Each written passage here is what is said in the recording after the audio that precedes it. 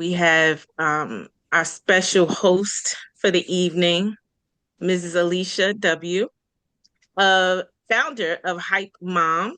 So thank you for joining us today.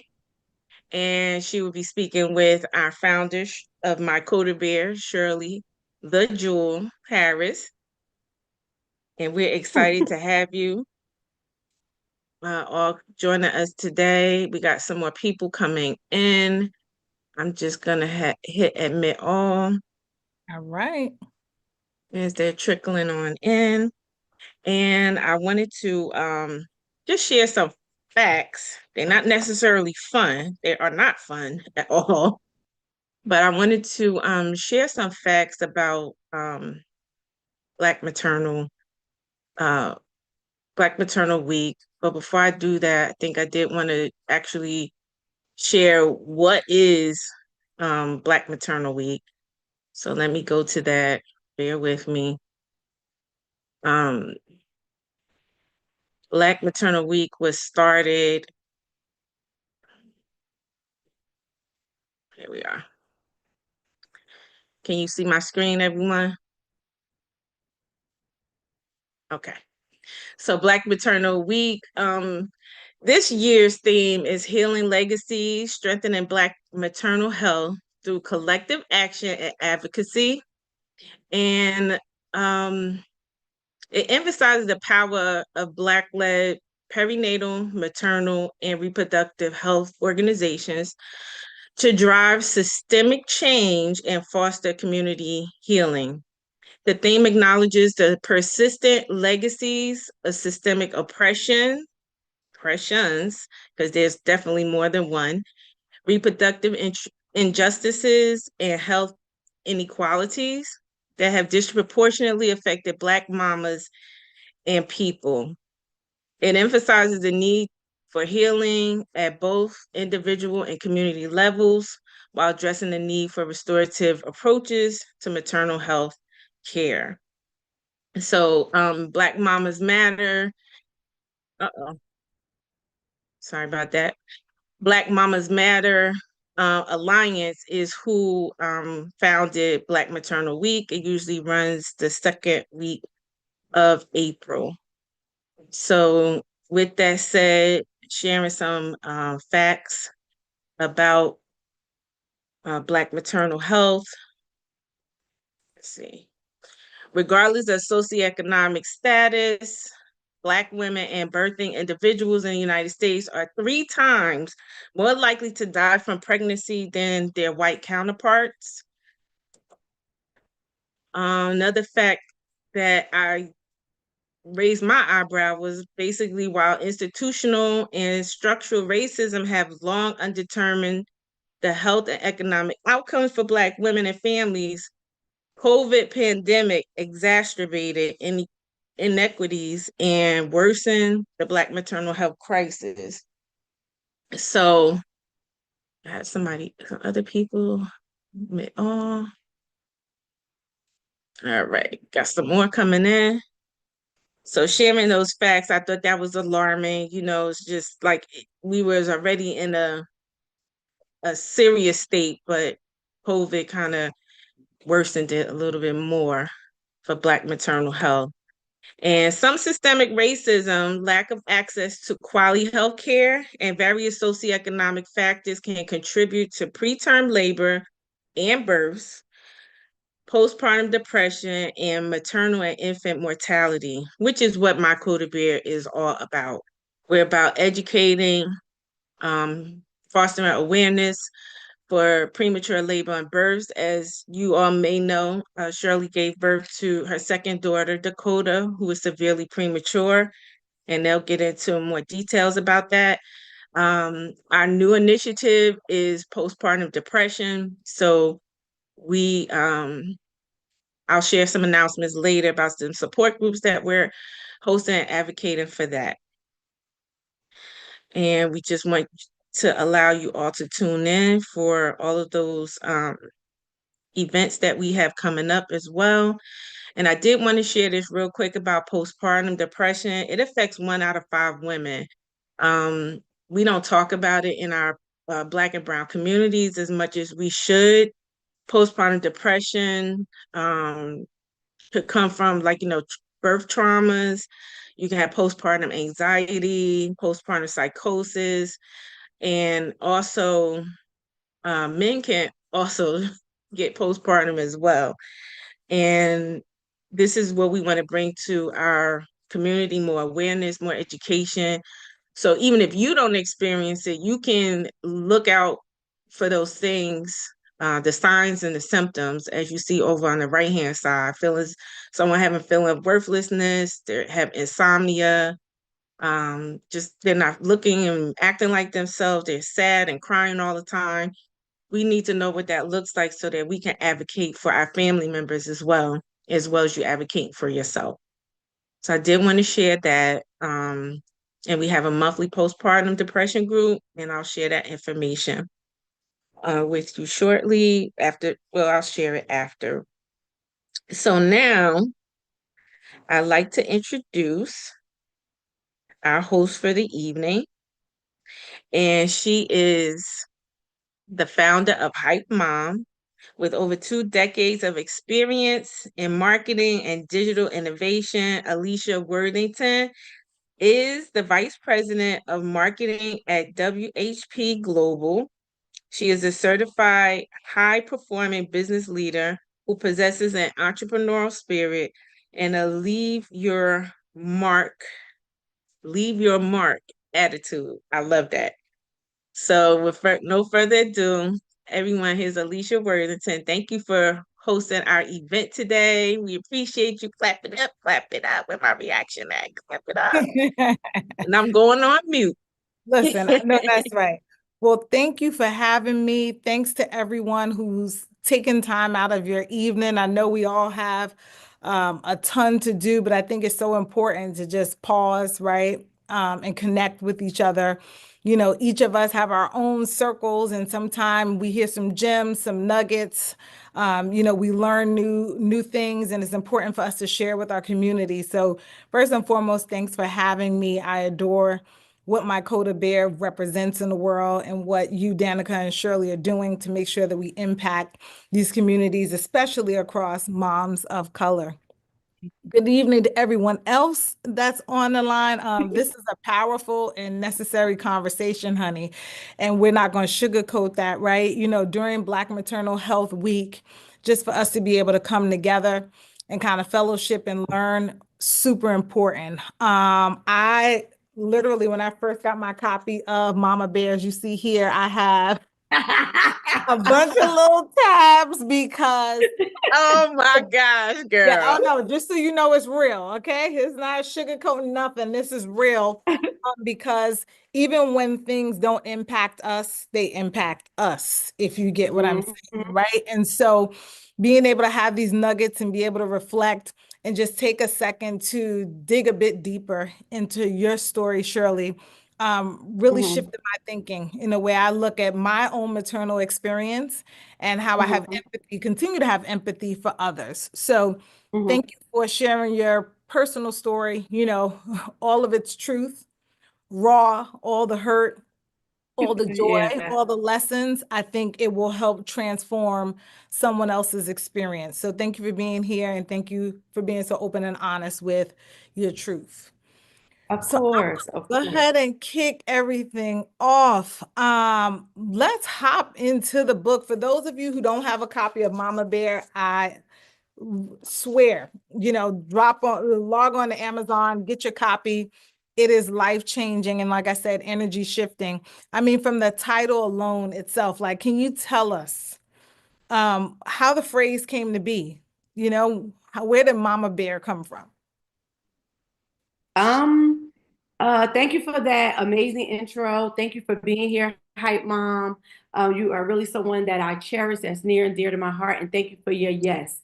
So I don't want to go into all of the lateral things, but where the name Mama Bear came from, when I was in the back end things of the process of the book, I always had in my mind when I would publish my first book, it would be called In the Mist. And I kind of stuck with that. I was kept going back and forth with the publishers and everyone, the whole team. And they was like, well, you know what, Shirley, it sounds to me like from your lineage, from your background, from you mothering not only like your children, but also having to learn how to mother yourself and others in your community. Like, what about Mama Bear? And I was like, that definitely has a ring to it, right? So it was crazy because right after like the book was published, I kind of like was starting to get salty because now all of a sudden you hear Mama Bear, all of these mugs and cups and hats, and I'm like, why didn't I trademark it? But after like the team, the editors and the staffing team, that when we came together for our collaborations, once they came with us and we sat down together and everyone had read the book, everyone had read the forward and everything, they was just like, yeah, we think Mama Bear. So I gave the final yes, and that was it. No, I mean, it's so, it makes us all see the mama bear in us, and it honestly, if you take a second, especially when you're reading the book, to kind of reflect on like what mama bear means to each of us, whether you have given birth to a child yourself or you are motherly to others, right? I think there's some version of a mama bear in all of us.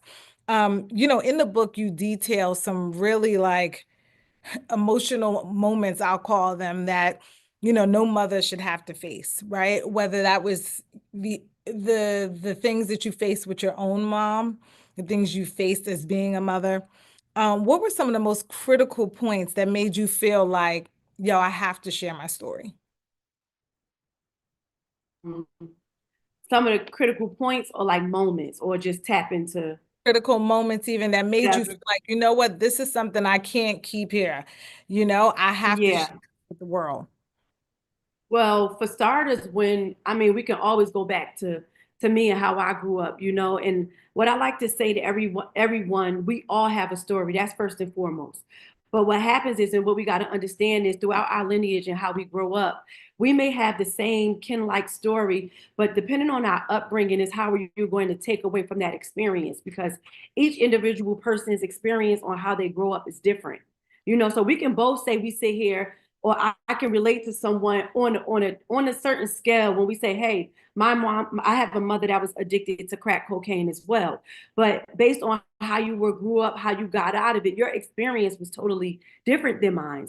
So first and foremost, that's what I always like to say when I have to share my story or talk about the book because it's sad that, now in the times we live in, the stories are so watered down because of the pattern and people aren't using their real truth to help others. It's just a lot of times for clout and stuff like that. But one of the main things that made me pretty much come forward with my story and with my life is first and foremost knowing that what I went through, it was no way, and we're all grown on this call, right? So it was no way in hell just 8 years ago, not even a full 8 years ago, that I didn't even know what a premature birth was.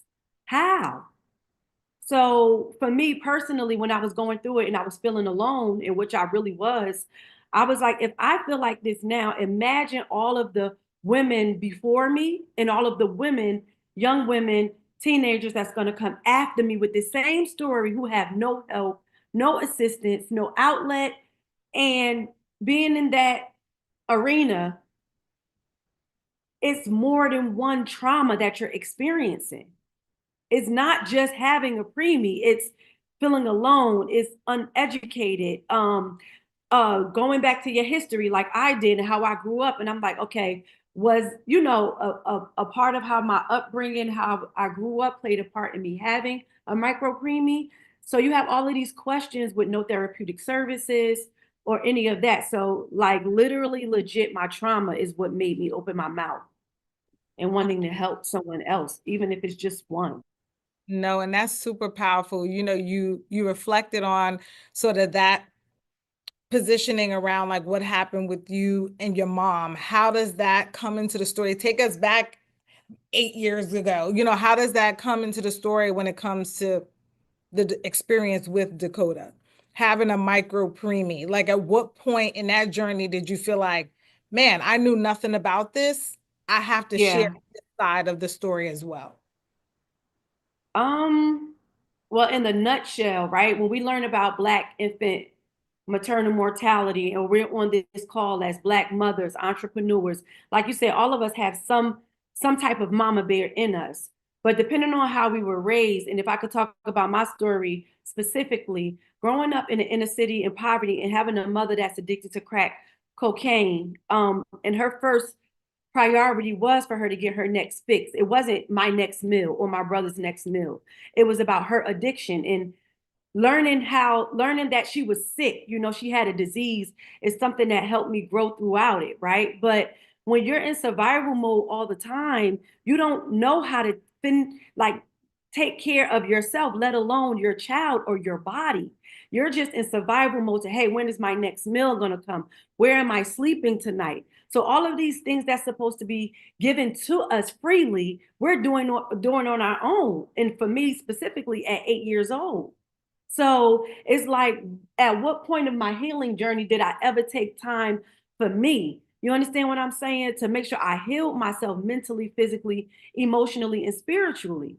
I never got that chance in life. So it was like when I would go through stuff, and you fast forward to me having Dakota, I'm being a superwoman with the cape on. I'm cooking, cleaning, I'm being the wife, I'm doing all the things. And we lived in luxury. I could have had help, but the way I was raised, survival, I never wanted my daughters to feel like I wasn't there, because that's all I felt from my mom was a void. She was never there. So for me to even get up and be like, I'm going to the grocery store without my children, without my daughter, that was foreign to me. But all of this stuff plays a role in your psyche and your mental, and it's just very unhealthy. It's very unhealthy. No, So, yeah. ooh, that It's like is, you build yourself up to break down ultimately, yes. because that's what's going to happen. Yeah.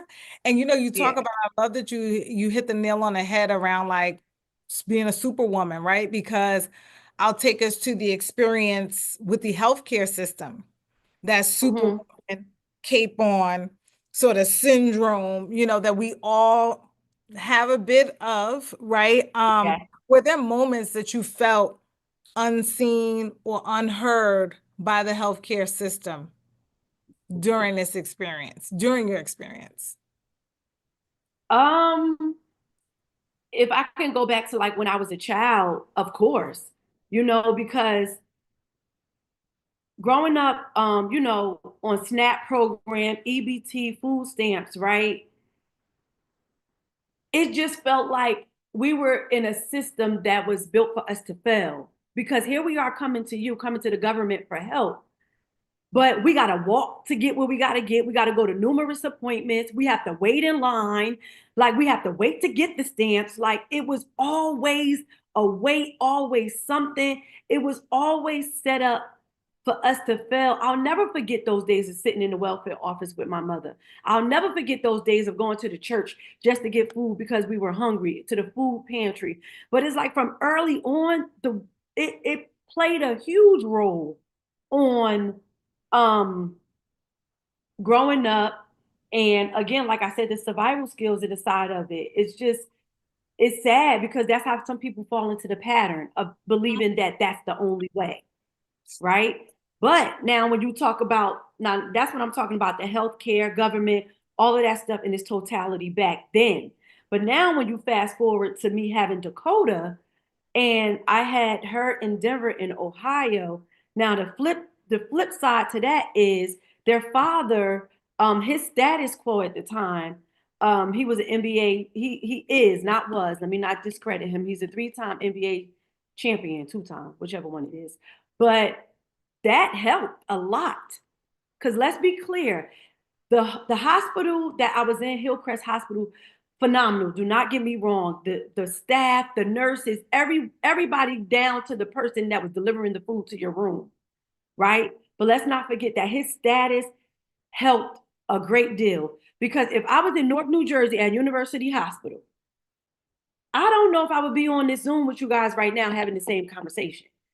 If I was at Beth Israel Hospital in Newark, New Jersey, I would not be, I know I would not be, because I've done the work and my Kota bit has done the work to look at the statistics based upon the preemies and micro preemies that survive or die in those hospitals, including my niece. So it's yeah, it's No a bit much. joke.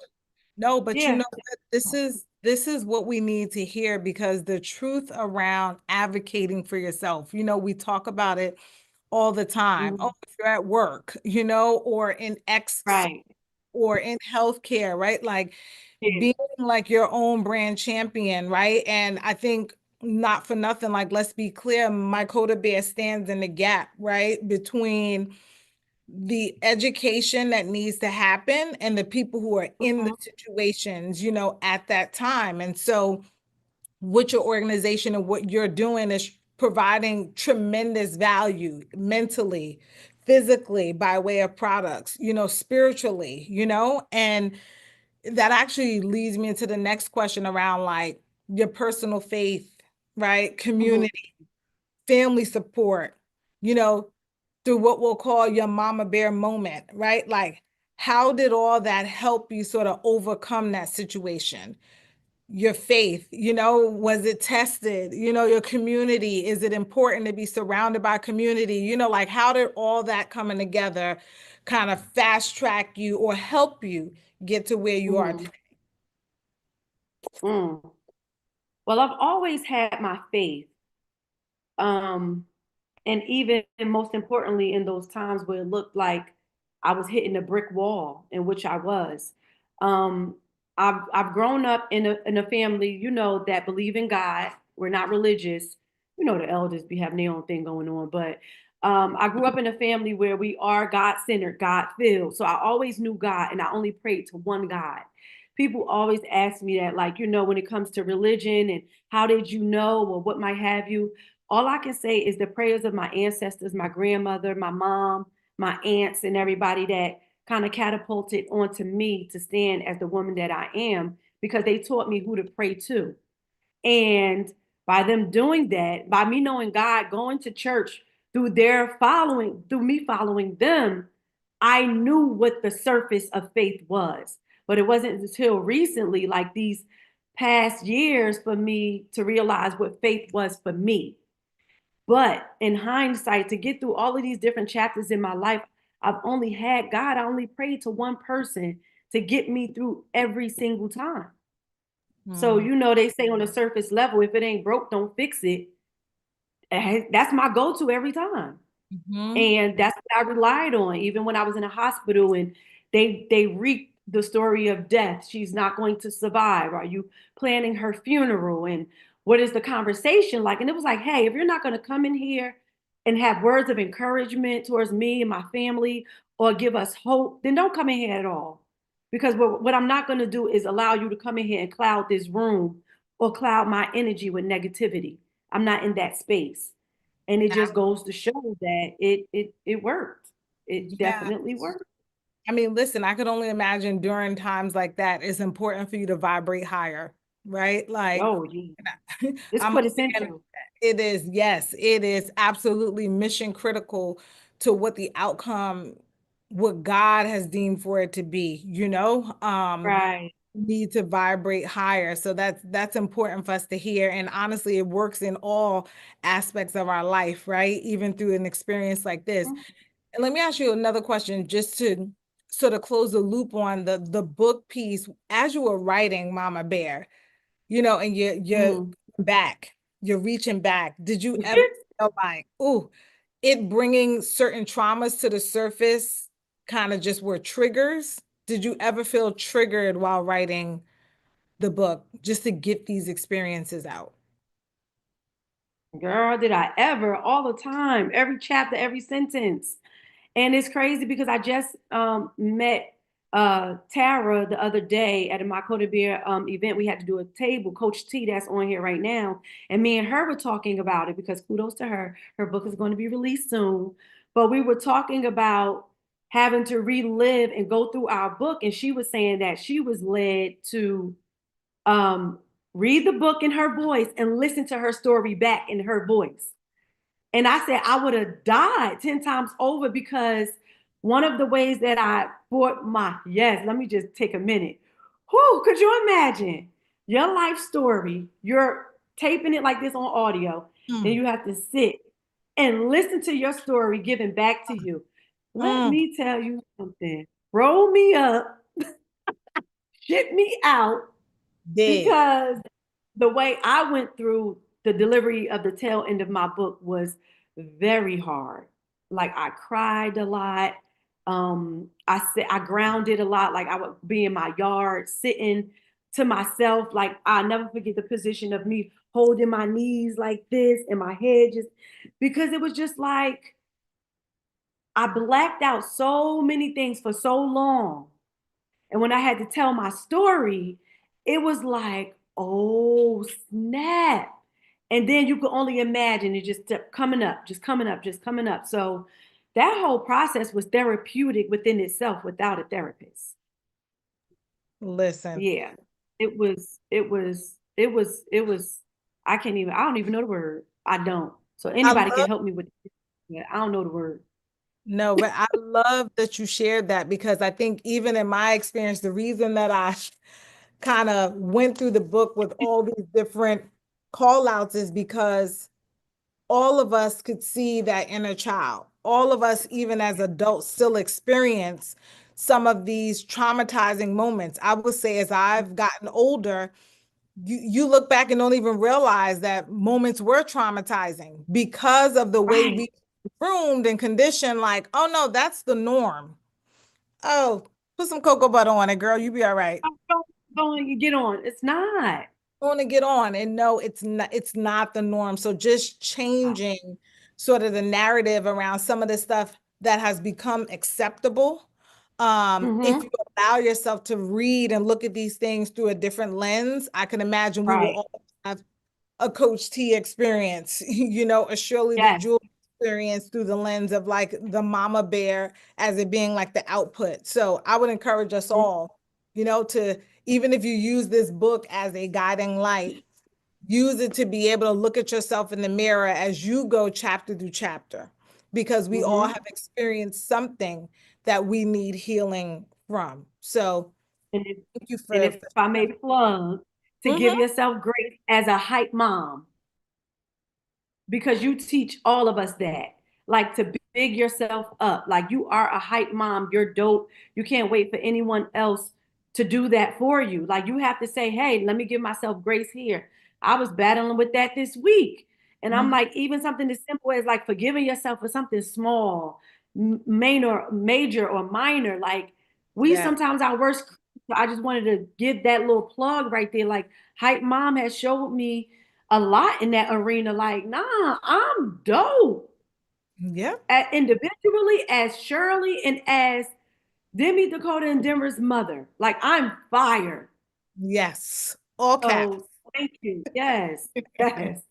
All caps. Listen, I think it's Yes. perfect timing too. And thank you for that, Shirley.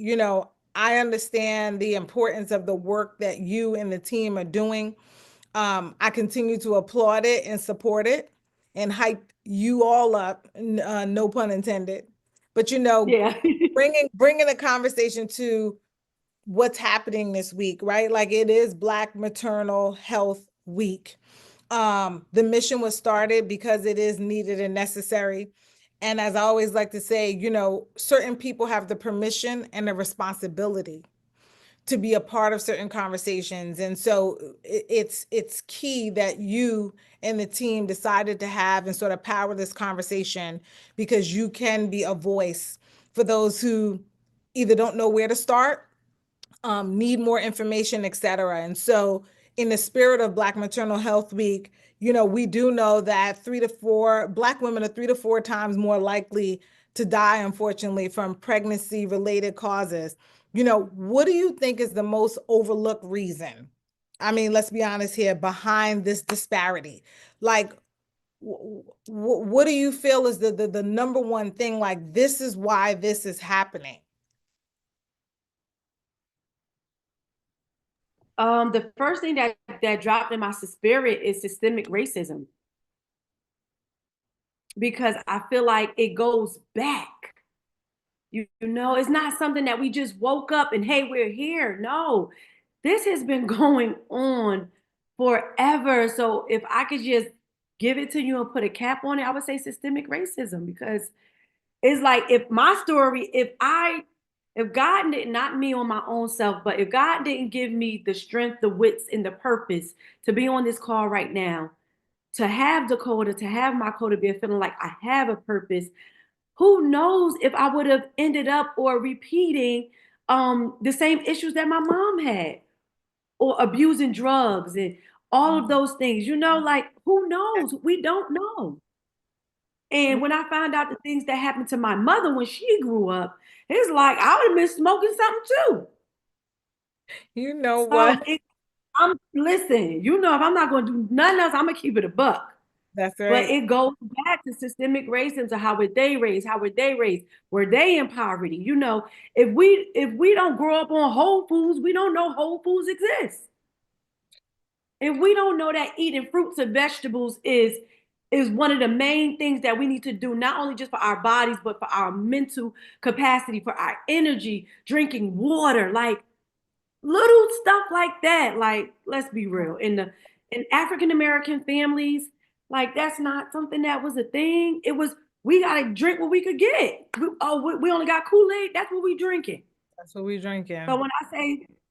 So when I say systemic racism, I don't mean just like from, like, white Americans, like just um basically like on us African American women. I mean it in reference to what I was giving you the example of being in the welfare office. If we're hungry, like, why don't we have the same access to as our white counterparts? Why we don't have the same information?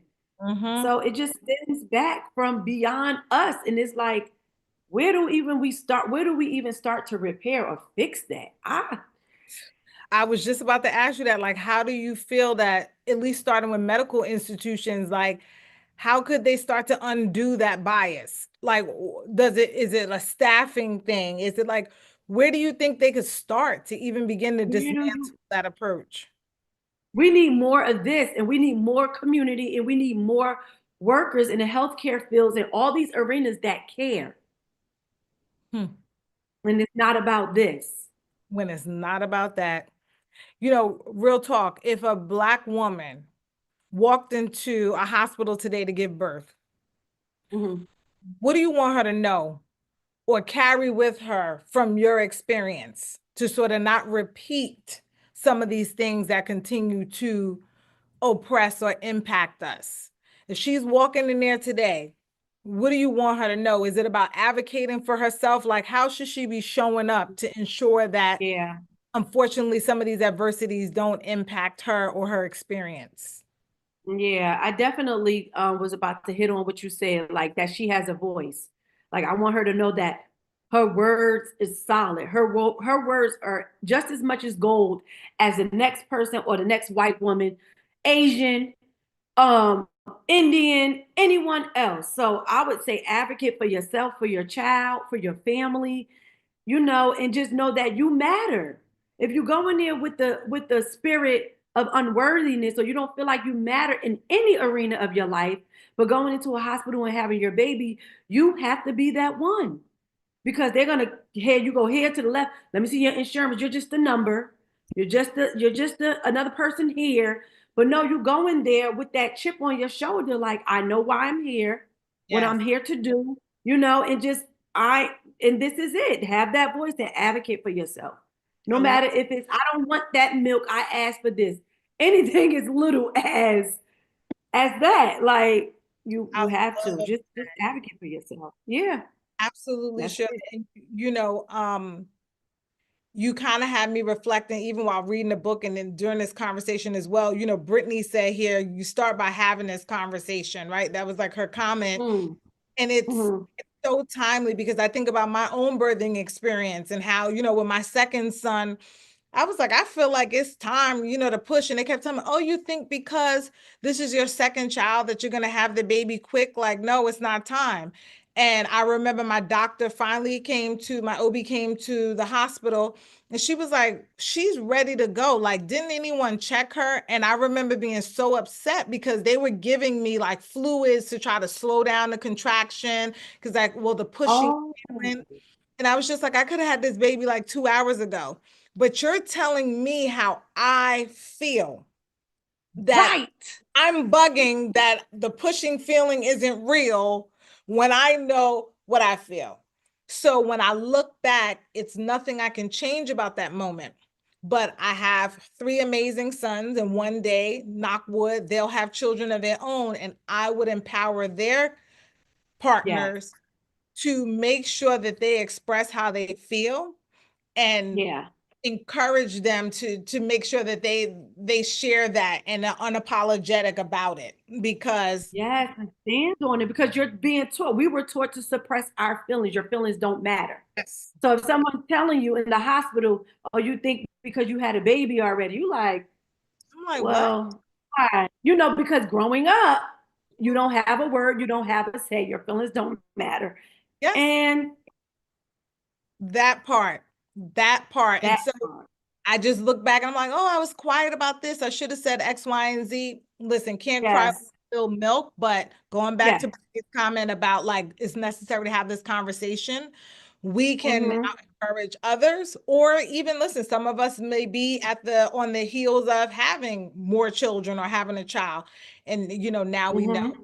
Mm-hmm. Just want to sort of put a little line in the sand, just let everyone know here that we're almost finished with the questions and we'll open up to the floor. But there are a few key points that I want to hit on, because even in me sharing that nugget, this dovetails into the next question pretty nicely around like doulas, midwives, right? Or even Mm-hmm. like the community birth workers, right? I didn't know Right. anything about like, oh, water births or at-home births and birthing centers and all that, right? You're now in this space and you're seeing more and more things evolving in this space. Are you seeing doulas, midwives, and like birthing, sort of these community workers playing more of an important role in Black maternal health? Yeah. Most importantly, like most recently, within like the last 2 years or so, it just jumped off. Yeah. Like I like birthing center, what's that? And it's crazy because my youngest is 6. Birthing center, what's that? Doula, what's that? Water birth, what's that? Like, so yes, I'm seeing this all the time now. And I'm seeing the benefits of it, how important it is, and how did we ever get away from it? I have no idea. I have Mm-hmm. no idea, but it's definitely something that I'm happy to see back in this motherhood arena for both parents, not just the mom, but for the dad too. So everyone could be well equipped and well supported. Yes. Yeah, because think about it, like you're having a child. Like, Out of why here. are people trying to act like that's not right? You're having a human. Yes. That's huge. Yes. That's scary. It's scary. And you know what, Shirley, you just made me think about something my mom shared with me about we are truly women. We are truly a part of our ancestral lineage. We Oh, are, we come from the eggs of our oh, mothers. We are born as women with eggs. So all of us mm, are carrying the eggs of our ancestors. Just think about that, mm. right? Like you have your children, they have their eggs, they came from you as their egg. And just the way that is passed on. So when we talk about being Right. tired, we talk about being overwhelmed and oppressed, or how we feel, we are carrying generational weight on us because it is in us, right? And so when we Mm. talk about the care of her womb and the healing of her womb, everything you see, everything now is all about gut health, etc. All of this is coming from our wombs. And so it's Yes. important for us to honor this space. And whether we've already had our children or not, arm the next generation of child bearers, because Mm. womb is coming from, this is a throwback womb. Okay. This throwback since 88 when I was pushing weight. Back before 88. It's a throwback womb. Okay. And we must proceed Right. with the love, the care, the nurturing that it deserves. And so I'm Oh, so that was about so good. so Oh, excited that was so. conversation, right? May we all walk Tell away. my Dukes I said thank you. I will. Our spirits, may they be fed by way of this conversation. All right. In wrapping this up, listen, we don't want to just be, Shirley, you and I, we talk about being hope dealers. We don't want just hope. Yeah, We yeah, want call to action.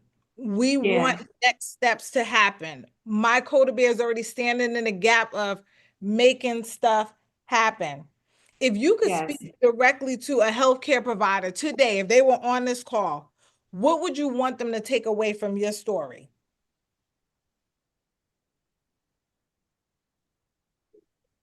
Um, I would want a healthcare provider to take away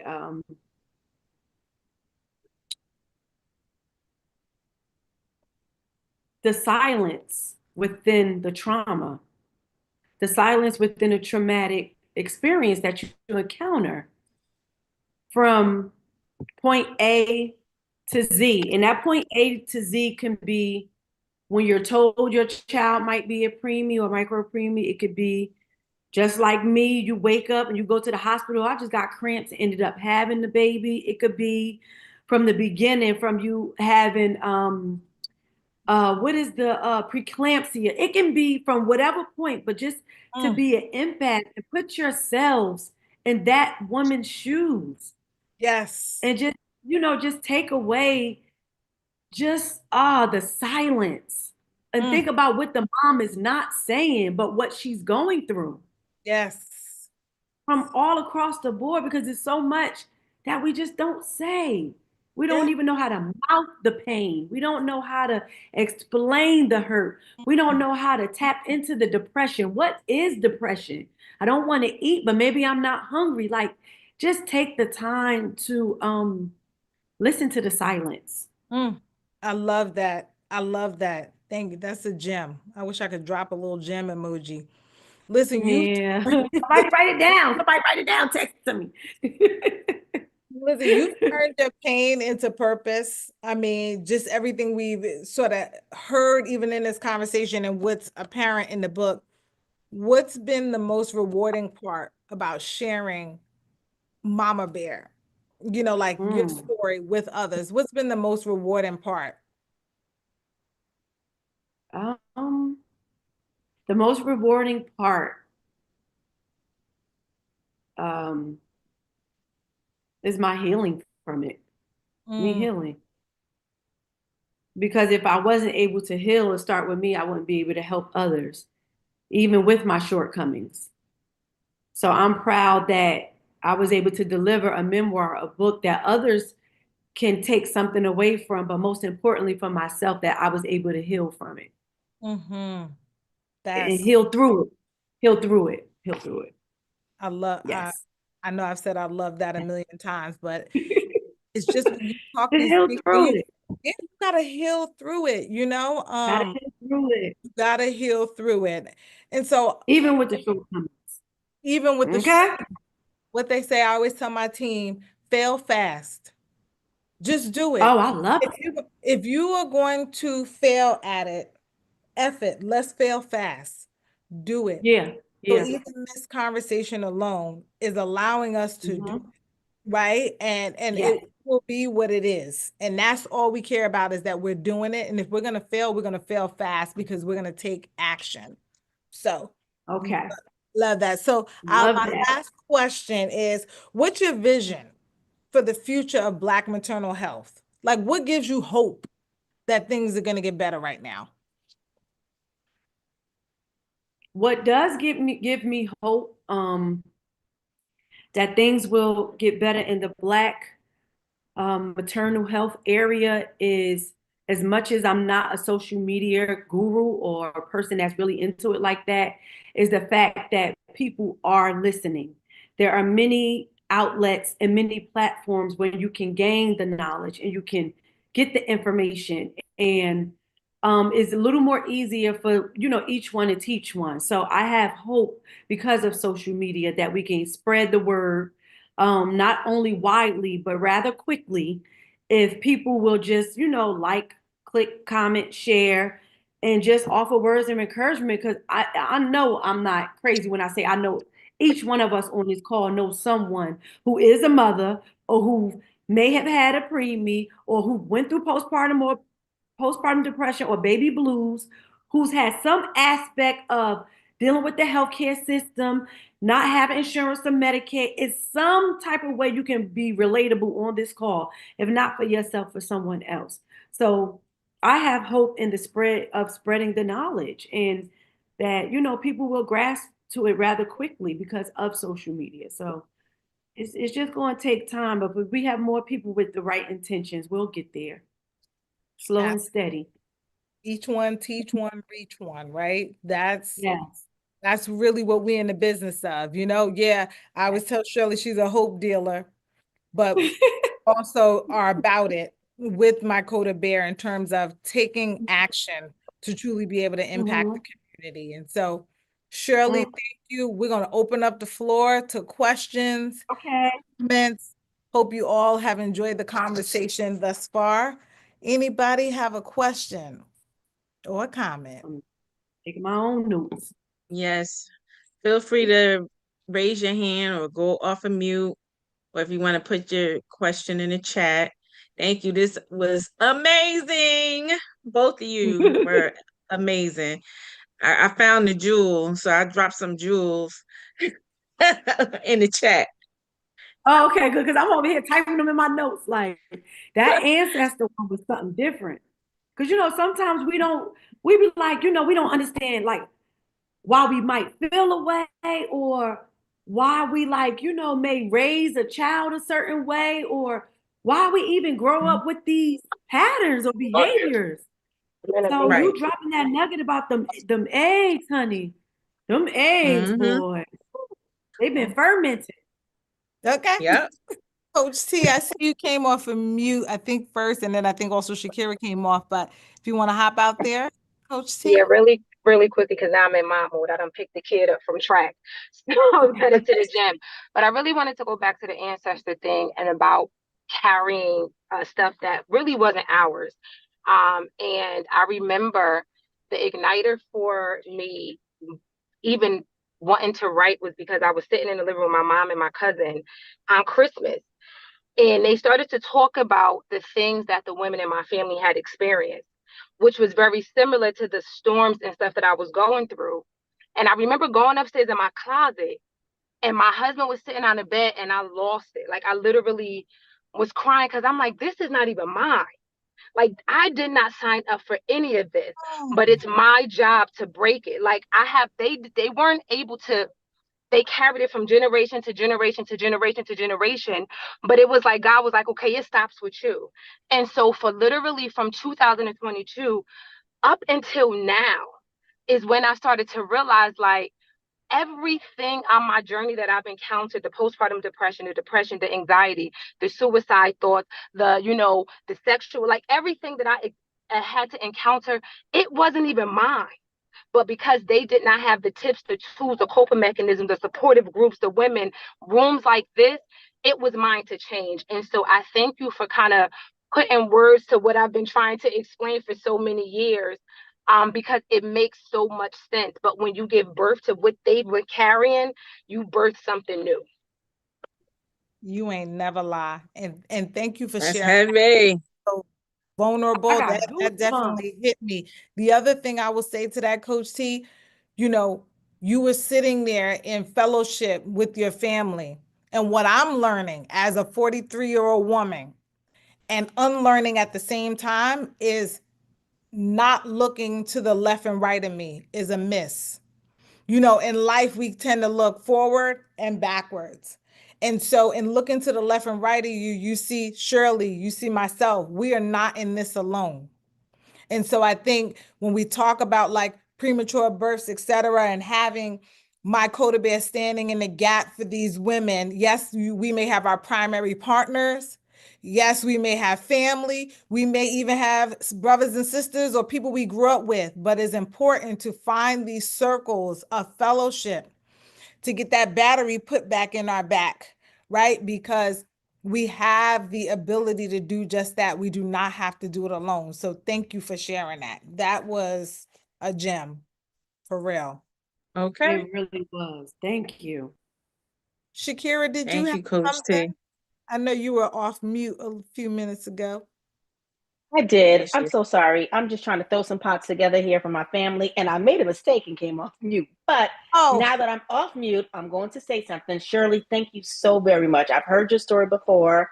I just Mhm. appreciate you telling it again with so much authenticity. And I say that because myself, I had a baby, 1 pound, 8 ounces, 27 years ago. And what really Mm. still hurts my heart is that this story has been told. My story has been told over and over again, decades later, almost 30 years later. We're still telling the same story, not just here in New Jersey, but all over the United States with Black women. So in honor of Black Maternal Health Week, I thank you both. The moderator was excellent. I know just to, be upfront and authentic, I do work for the March of Dimes, and I know we are doing lots of work throughout the United States trying to make sure that we are addressing the needs of Black women. And I'm being very specific and not saying people of color. I am saying Black women because the data points to us. The data Mhm. points to us, not women of color. So again, thank you so much. I enjoyed. Danica, thank you for inviting me, and Thank I you for enjoyed. being on. Yes, I enjoyed it. Thank you. You're welcome. Thank you. awesome. Thank you, Thank Shakira. Any other comments, questions? I have one passage that I love to read really quickly to end us on from the book.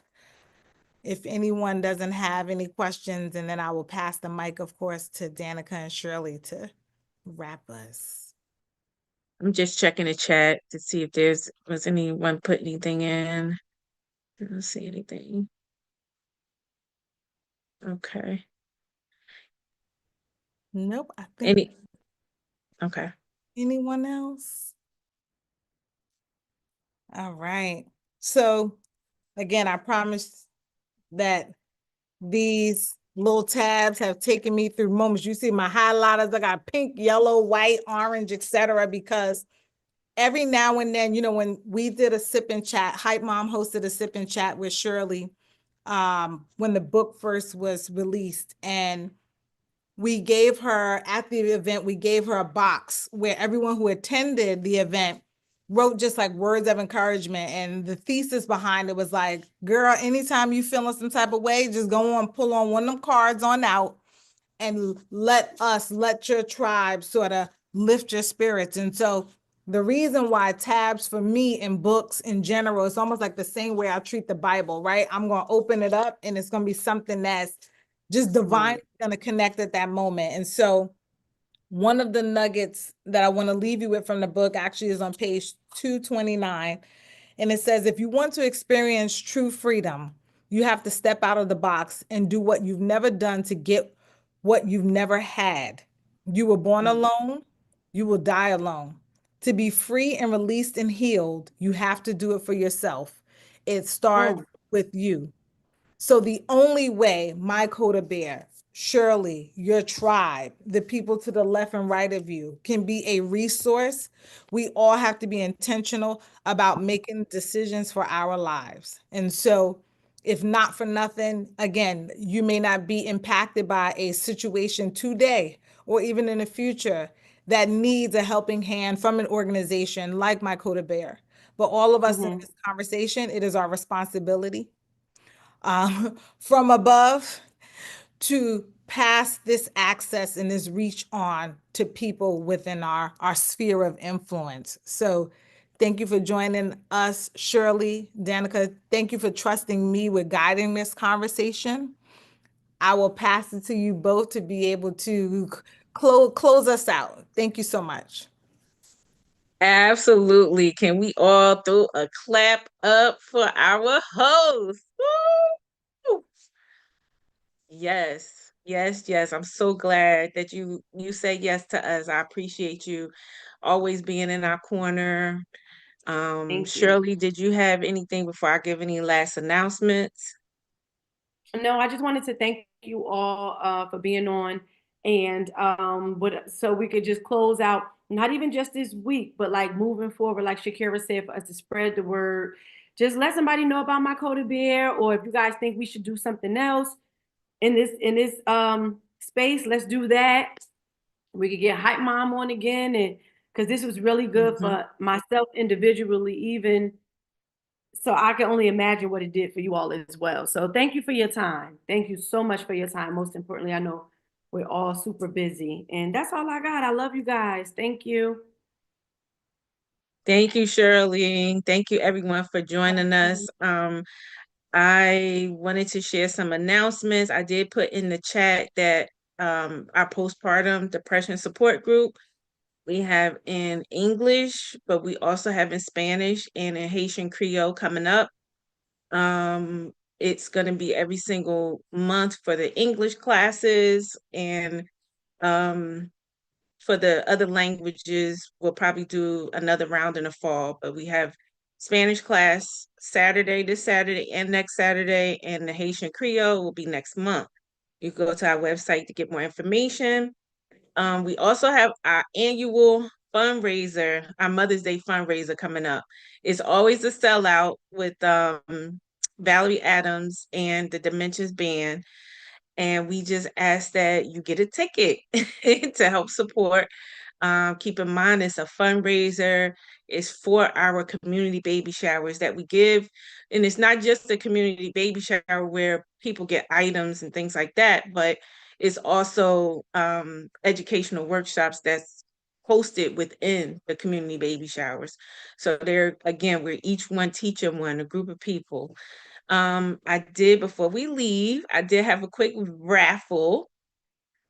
So I put everyone's name in. We're going to spin, and you can either win, and you can let me know what you want. We got Deborah, and I'm going to do one more.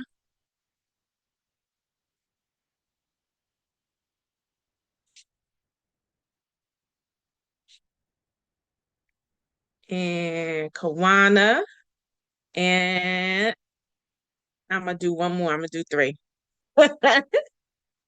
So Deborah, Kawana, and Coach Tara. So you ladies could either choose from, I'm gonna stop the share. You could choose from a My Kota Bear book. I probably can't see mine, which I think most of you have. You can choose from the My Kota Bear book, or you can get a $20 gift card. So just let me know what you want. Shoot me a text or email, or put it in the chat. So again, we thank everyone for joining us. If anybody else have any questions, answers, we also went live on YouTube. So we will post it. I'm going to ask you to share it. Share this conversation on YouTube. So it's taping out, and I'll share the link on our social media and email. Thank you, everyone. We appreciate you. Congratulations to the winners. That's right. Thank you. Thank you. You're welcome.